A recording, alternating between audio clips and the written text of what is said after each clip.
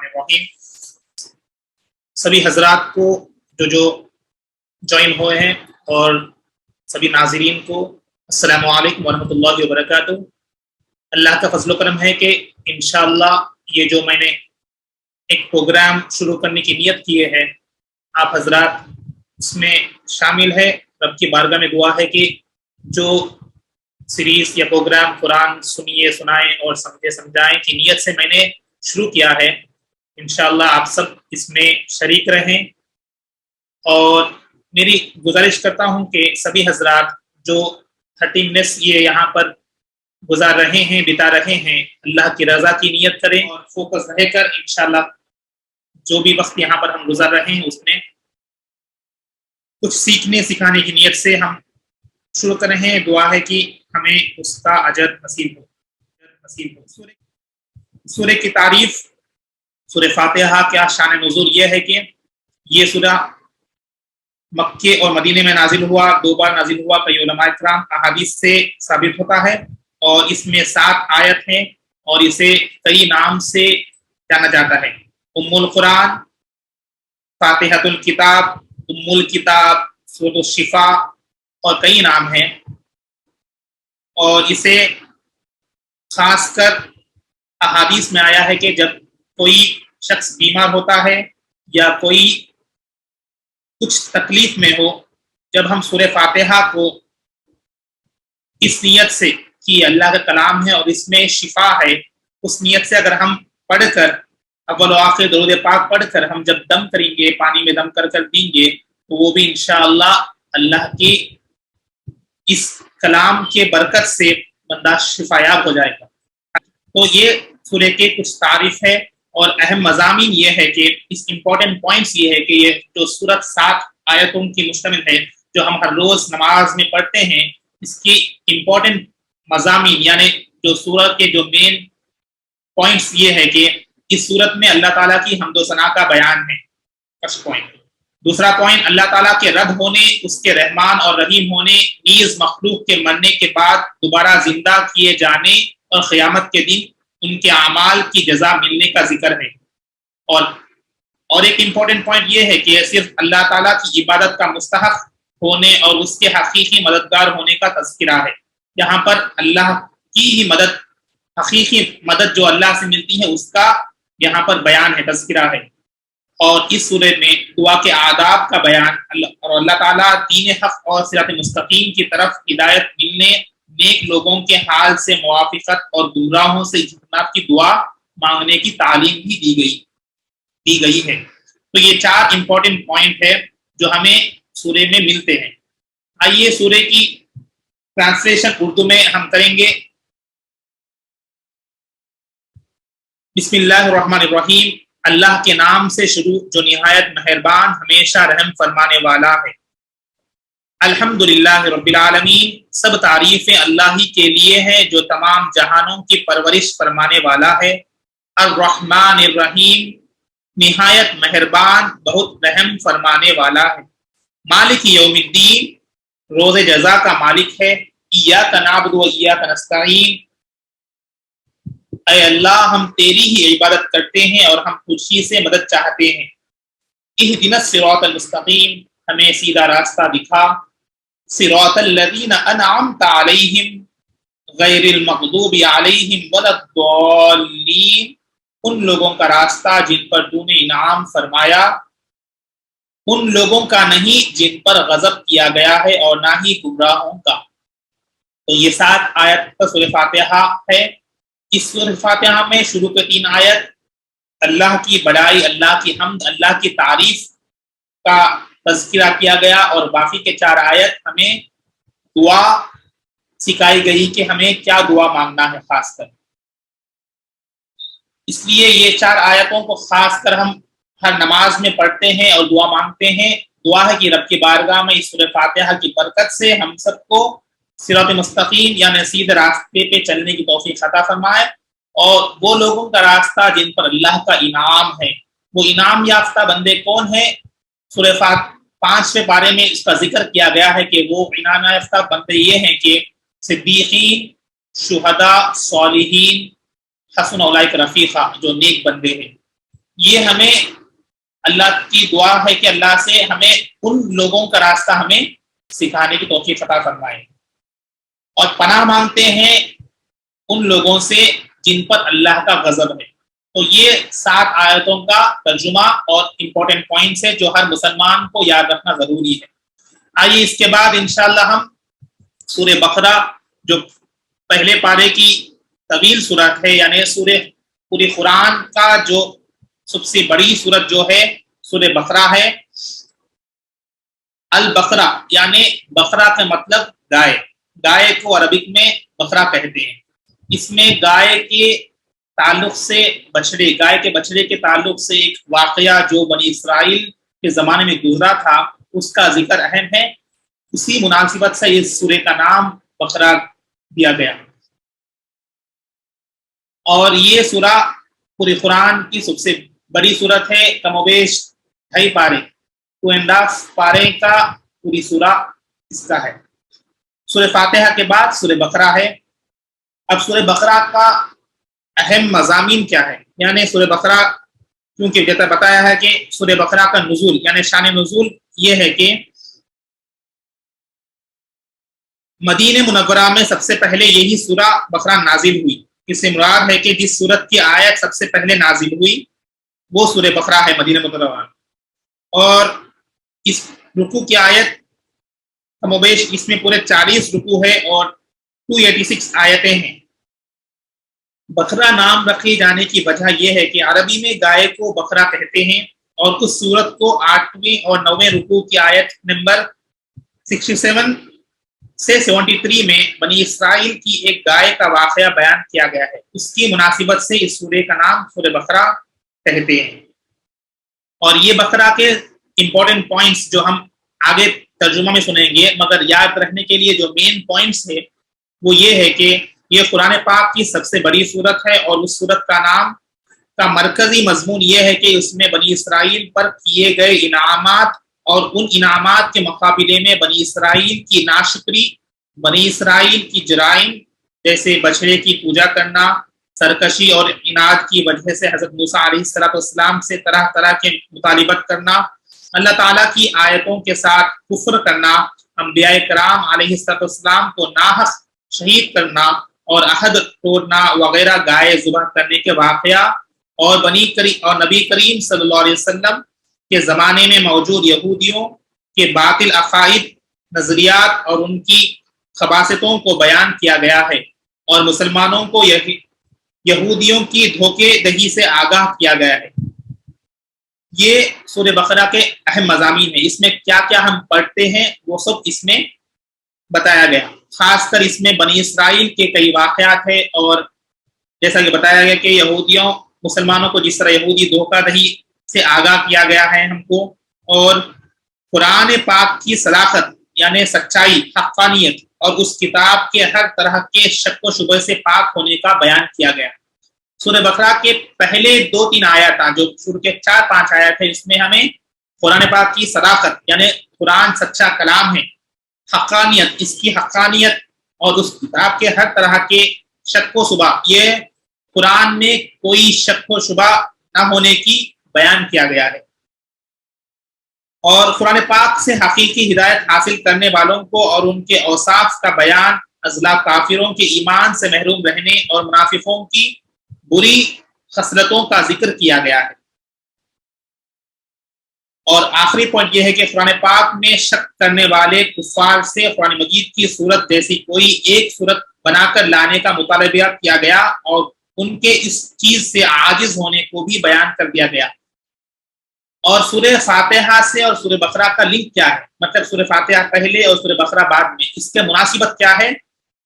سورہ بقرہ کو اپنے سے ماقبل سورۃ فاتحہ کے ساتھ مناسبت یہ ہے کہ سورہ فاتحہ میں مسلمانوں کو یہ دعا مانگنے کی تعلیم کی گئی کہ اہدنا الصراط المستقیم، یعنی اے اللہ ہم کو سیدھا راستہ چلا، اور سورہ بقرہ میں کامل ایمان والوں کے اوصاف، مشرکین اور منافقین کی نشانیاں، یہودیوں اور عیسائیوں کا طرز عمل، نیز معاشرتی زندگی کے اصول اور احکام ذکر کر کے مسلمانوں کے لیے صراط مستقیم کو بیان کیا گیا۔ وہ لنک ہے یہاں پر۔ اس میں دعا مانگتے ہیں کہ ہمیں صراط مستقیم پہ چلا، اور سورہ بقرہ میں یہ جو ہم پڑھے ہیں اس سے ہم اس کا مطالبہ کرتے ہیں، ہمیں اس راستوں پہ چلنے کا یہاں پر پیغام دیا گیا، وہ لنک اپ ہے یہاں پر، وہ مناسبت ہے۔ آئیے انشاءاللہ سورہ بقرہ کا آغاز ہوگا، آپ لوگ اسے بغور سماعت فرمائیں۔ بسم اللہ الرحمن الرحیم، اللہ کے نام سے شروع جو نہایت مہربان ہمیشہ رحم فرمانے والا ہے۔ الف لام میم، حقیقی معنی اللہ اور رسول ہی بہتر جانتے ہیں۔ یہ الف لام میم کو ہم حروف مقطعات کہتے ہیں، اس کا اصل معنی اللہ اور اس کے رسول صلی اللہ علیہ وسلم ہی بہتر جانتے ہیں۔ ذالک الکتاب لا ریب فیہ ھدی للمتقین، یہ وہ عظیم کتاب ہے جس میں کسی شک کی کوئی گنجائش نہیں، یہ پرہیزگاروں کے لیے ہدایت ہے۔ الذین یؤمنون بالغیب ویقیمون الصلاۃ ومما رزقناہم ينفقون، جو غیب پر ایمان لاتے اور نماز کو تمام حقوق کے ساتھ قائم کرتے ہیں، جو کچھ ہم نے انہیں عطا کیا ہے اس میں سے ہماری راہ میں خرچ کرتے ہیں۔ والذین یؤمنون بما انزل الیک وما انزل من قبلک وبالآخرۃ هم یوقنون، اور وہ لوگ جو آپ کی طرف نازل کیا گیا اور جو آپ سے پہلے نازل کیا گیا سب پر ایمان لاتے ہیں، اور وہ آخرت پر بھی کامل یقین رکھتے ہیں۔ اولئک علی ھدی من ربہم واولئک هم المفلحون، وہی اپنے رب کی طرف سے ہدایت پر ہے اور وہی حقیقی کامیاب پانے والے ہیں۔ ان الذین کفروا سواء علیہم انذرتہم ام لم تنذرہم لا یؤمنون، بے شک جنہوں نے کفر اپنا لیا، بے شک جنہوں نے کفر اپنا لیا ان کے لیے برابر ہے، خواہ آپ انہیں ڈرائیں یا نہ ڈرائیں وہ ایمان نہیں لائیں گے۔ ختم اللہ علی قلوبہم وعلی سمعہم وعلی ابصارہم غشاوہ ولہم عذاب عظیم، اللہ نے ان کے دلوں اور کانوں پر مہر لگا دی ہے اور ان کی آنکھوں پر پردہ پڑ گیا ہے اور ان کے لیے سخت عذاب ہے۔ وَمِنَ النَّاسِ مَن يَقُولُ آمَنَّا بِاللَّهِ وَبِالْيَوْمِ الْآخِرِ وَمَا هُمْ بِمُؤْمِنِينَ، اور لوگوں میں سے بعض وہ بھی ہے جو کہتے ہیں ہم اللہ پر اور یوم قیامت پر ایمان لائیں، حالانکہ وہ ہرگز مومن نہیں ہیں۔ يُخَادِعُونَ اللَّهَ وَالَّذِينَ آمَنُوا وَمَا يَخْدَعُونَ إِلَّا أَنفُسَهُمْ وَمَا يَشْعُرُونَ، وہ اللہ کو یعنی رسول صلی اللہ علیہ وسلم کو اور ایمان والوں کو دھوکہ دینا چاہتے ہیں، مگر فی الحقیقت وہ اپنے آپ کو ہی دھوکہ دے رہے ہیں اور انہیں اس کا شعور نہیں۔ اس کا مطلب وہ زمانے میں لوگ ظاہری طور پر ایمان لاتے تھے مگر باطنی میں منافقت رکھتے تھے، اس لیے یہاں بتایا گیا ہے کہ وہ یعنی رسول صلی اللہ علیہ وسلم کو ایمان والوں کو دھوکہ دینا چاہتے تھے مگر اپنے آپ کو ہی وہ دھوکہ دے رہے ہیں، سیلف چیٹنگ کر رہے ہیں۔ وہاں پر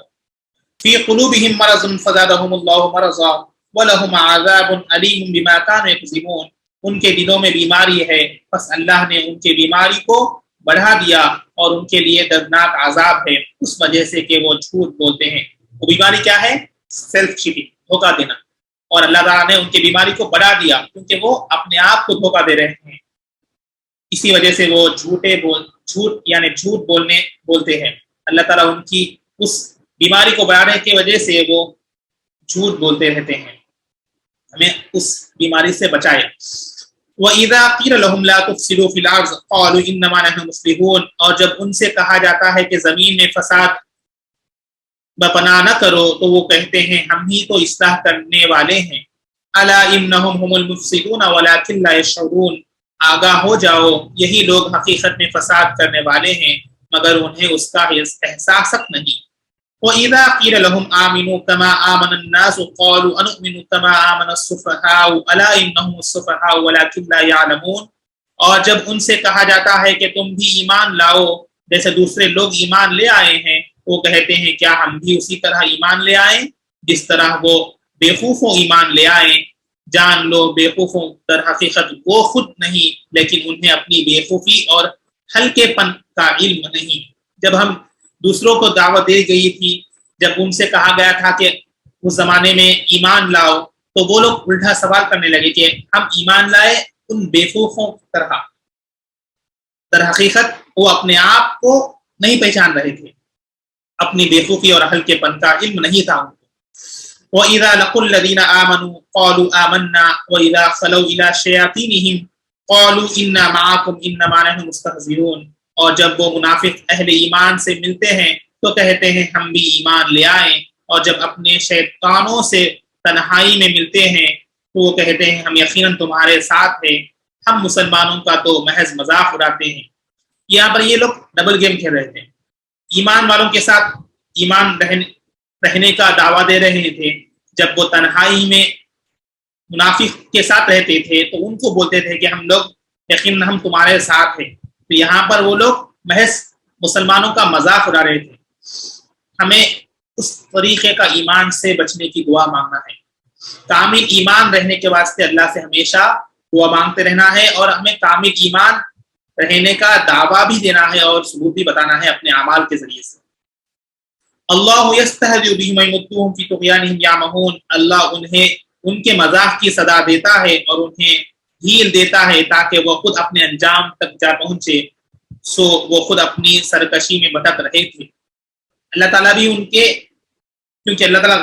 غافل کی مدد نہیں فرماتا، تو اللہ تعالیٰ بھی ان کو آخر ایک نہ ایک دن ان کے سزا پانے کا تھا، تو ڈھیل دے رہا تھا اللہ تعالیٰ، کب تک وہ لوگ اس طریقے کا عمل کرتے رہتے ہیں، آخر میں ان کا انجام وہ خود اپنی سرکشی میں بھٹک رہے تھے۔ اولئک الذین اشتروا الضلالۃ بالہدی فما ربحت تجارتہم وما کانوا مہتدین، یہی وہ لوگ ہیں جنہوں نے ہدایت کے بدلے گمراہی خرید لی لیکن ان کی تجارت فائدہ مند نہ ہوئی، اور وہ فائدہ مند اور نفع بخش سود کے راہ جانتے ہی نہ تھے۔ مثلهم كمثل الذي استوقد نارا فلما اضاءت ما حوله ذهب الله بنورهم وتركهم في ظلمات لا يبصرون، ان کی مثال ایسی شخص کی مانند ہے جس نے تاریکی ماحول میں آگ جلائی، اور جب اس نے گرد و نواح کو روشن کر دیا تو اللہ نے ان کا نور سلب کر لیا اور انہیں تاریکیوں میں چھوڑ دیا، اب وہ کچھ نہیں دیکھتے۔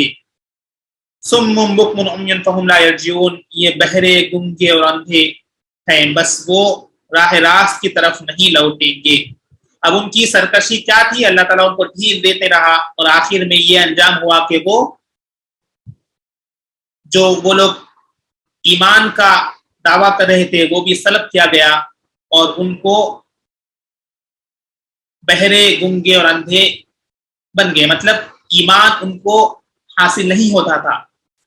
صم بکم عمی فہم لا یرجعون، یہ بہرے گنگے اور اندھے ہیں، بس وہ راہ راست کی طرف نہیں لوٹیں گے، وہ ان کے دلوں پر مہر لگا دی گئی۔ او کصیب من السماء فی ظلمات ورعد وبرق یجعلون اصابعهم فی آذانهم من الصواعق حذر الموت واللہ محیط بالکافرین، یا ان کی مثال اس بارش کی سی ہے جو آسمان سے برس رہی ہے جس میں اندھیریاں ہے اور گرج اور چمک بھی ہے، تو وہ کڑک کے باعث موت کے ڈر سے اپنے کانوں میں انگلیاں ٹھونس دیتے تھے، اور اللہ کافروں کو گھیرے ہوئے ہیں۔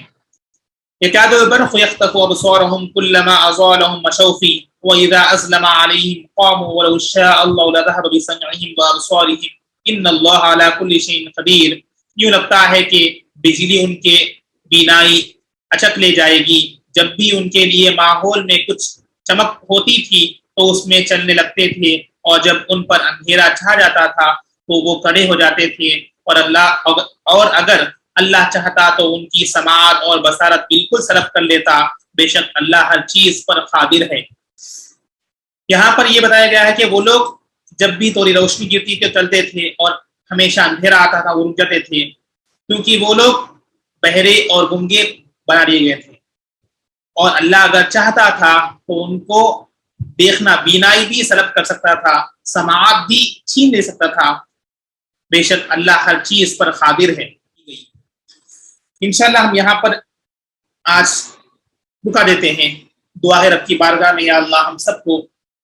اس کلام کو سمجھنے کی توفیق عطا فرمائیں، اور اس پر ہمیشہ عمل کرنے کی توفیق نصیب فرمائیں، اور یا اللہ ہم سب کو ہم نے جو سلسلہ شروع کیا ہے اس کو تاخیر ختم تک پائے تکمیل پہنچانے کی توفیق نصیب فرمائیں، اور ہم سب کو 5 وقت نمازی با جماعت کے ساتھ پڑھنے کی توفیق نصیب فرمائیں۔